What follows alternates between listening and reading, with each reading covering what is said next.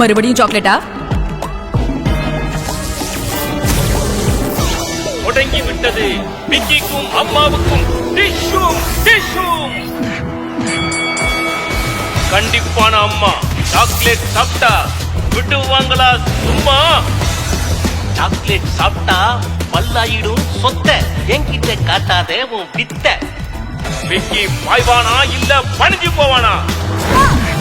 டிஷும் டிஷும் கேட்டு டிஷும் டிஷும் பண்றது உங்க வேலை இல்ல, பெப்சிடென்ட்டோட வேலை. அதான் பல் சுத்தியாக்குற கிருமிகளோட பெப்சிடென்ட் ஜெர்மிச்செக் டிஷும் டிஷும் பண்ணல. நீங்க ஜாலியா சாக்லேட் சாப்பிடுங்க.